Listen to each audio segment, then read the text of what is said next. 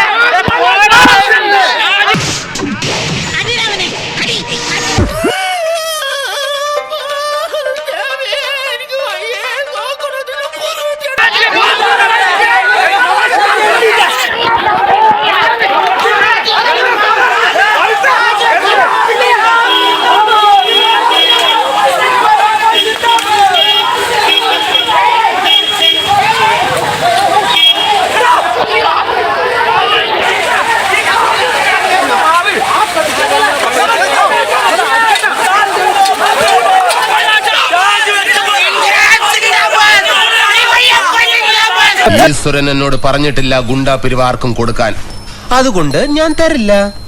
പിന്നെ ഭീഷണിയുടെ സ്വരം അതെന്നോട് വേണ്ട.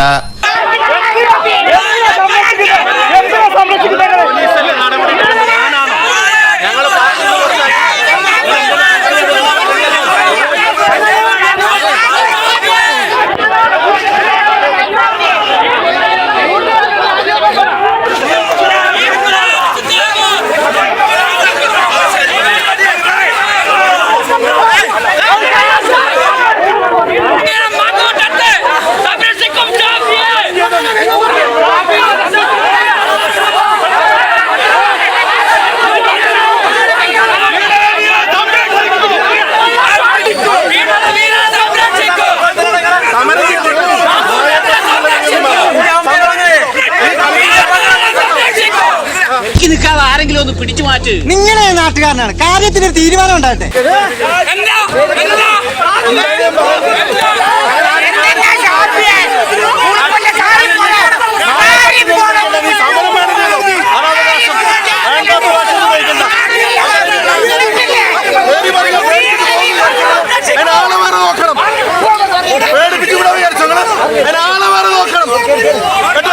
പേടിച്ചു പോവാൻ ആളെ വേറെ നോക്കണം നിങ്ങള്.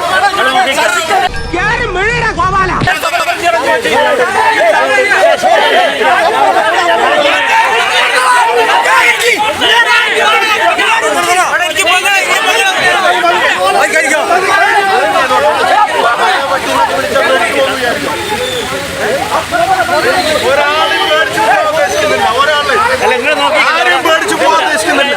സമരം ചെയ്യേണ്ടവർ ചെയ്യുക, അതിന്റെ അവകാശങ്ങൾ എല്ലാവരും മാനിക്കുന്നു. പക്ഷെ വേണ്ടാത്ത വർത്താനം വന്ന് നായ പട്ടിന്നൊക്കെ വിളിച്ചാൽ കേട്ടു പോകുന്ന ഒരാൾ വിചാരിക്കണ്ട. ഞാൻ കരച്ചിട്ട് കളിച്ചാല് അയ്യം വിജയം വഴക്കും. നിങ്ങൾ കളിച്ചോ? സമരം ചെയ്യണോ? ശശിന്റെ